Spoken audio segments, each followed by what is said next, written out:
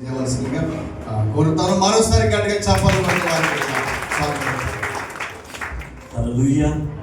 ఇంకా బిగ్గరగా హల్లెలూయా. సమయం ఇచ్చిన పాస్టర్ డేవిడ్ గారికి, అలాగే అమ్మగారికి, మరి రాక్ చర్చ్ మెంబర్స్ అందరికీ ఎన్నో వందనాలు. ఎంతమంది ఈరోజు ఆనందంగా ఉన్నారు?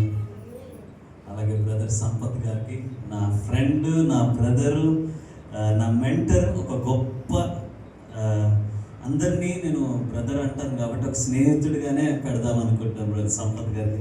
ఎప్పుడు బ్రదర్ ఫోన్ చేసినా నేను ఒక 10-15 నిమిషాలు నేను ఉంచుకుని చక్కగా నీట్గా మాట్లాడాలని అనుకుంటుంటా అన్నమాట. మరి లాస్ట్ టైం వాళ్ళ నాన్నగారు చర్చికి వెళ్ళినప్పుడు ఒక మాట చెప్దాం అనుకున్నాను, మిస్ అయింది. ఏంటంటే వాళ్ళ తండ్రి గారి కన్నా వాళ్ళ మామగారిని ఎక్కువ ప్రేమిస్తారేమో.